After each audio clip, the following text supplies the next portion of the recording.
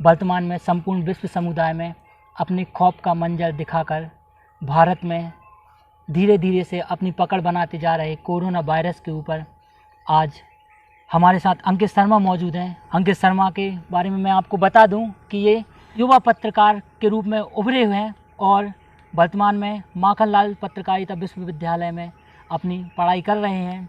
आइए हम जानते हैं अंकित से कि उन्होंने अपनी रिपोर्टिंग के दौरान किस प्रकार के दृश्य कोरोना के कारण देखे हैं, स्थानीय स्तर पर किस प्रकार से समस्याओं का सामना हम लोगों को करना पड़ रहा है, उनसे जानते हैं। अंकित जी।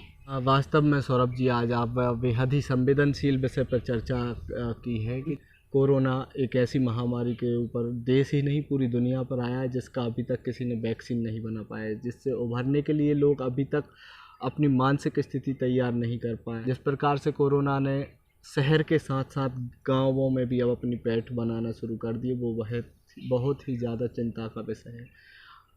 बात करूं रिपोर्टिंग की, तो रिपोर्टिंग के में कई ऐसे दृश्य देखने को मिले कि जो हम कभी कल्पना नहीं कर सकते थे कि हम ऐसे दृश्य भी देखेंगे।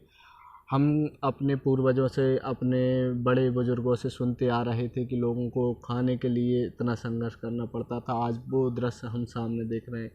गंज वासुदा से कुछ ही दूर है बागरौत चौराहा। बागरौत चौराहे से प्रतिदिन लगभग 5,000 से ज़्यादा यातायात के साधनों से, ट्रक, टेम्पो के द्वारा प्रवासी मजदूर पलायन कर रहे हैं।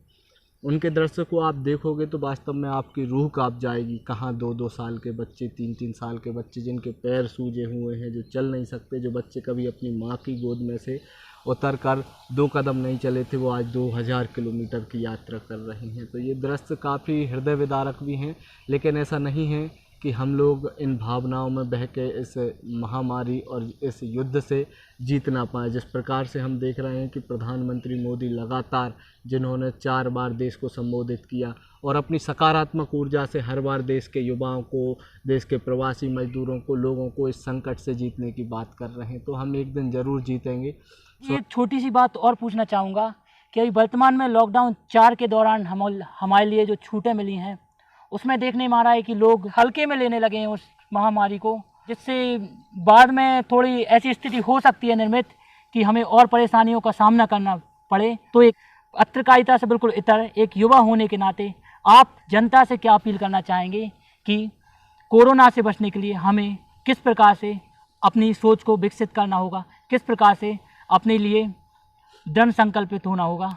अंकित जी। सही कहा। ये तो हमारे भारतीय समाज का स्वभाव रहा है कि जब ज़्यादा दिन तक कोई हमारे घर में रुके तो हम उसे अपना बना के चलने लगते हैं, उससे भय कम हो जाता है। कहावतें भी सुनी हैं कि घर में अगर आप किसी के घर मेहमान बनकर जाओगे 1 साल में तो आपको ज़्यादा इज्जत मिलेगी, आप 1 साल में 10 बार जाओगे तो आपकी इज्जत कम हो जाएगी। तो वैसा ही शायद कोरोना के साथ लोग कर रहे हैं, कोरोना की इज्जत करना कम कर दे रहे हैं। लेकिन ये इज्जत कोरोना की नहीं, यहाँ पे सवाल आता है हमारी ज़िंदगियों का, यहाँ पर सवाल आता है समाज की ज़िंदगी का, देश की आर्थिक और अर्थव्यवस्था का। अगर हम लगातार कई दिनों तक इसी प्रकार से संघर्ष करते रहे तो वो दिन दूर नहीं जब हमारे लिए एक महामारी और भुखमरी के साथ साथ कई आर्थिक समस्याएं उत्पन्न हो जाएंगी। लोगों को इसकी गंभीरता को समझना होगा।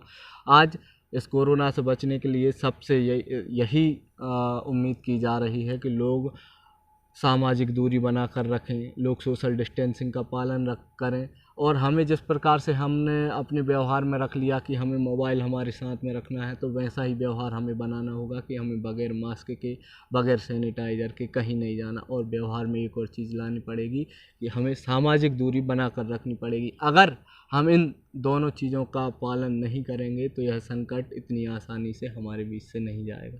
तो ये थे हमारे साथ पत्रकारिता विभाग के अंकित शर्मा।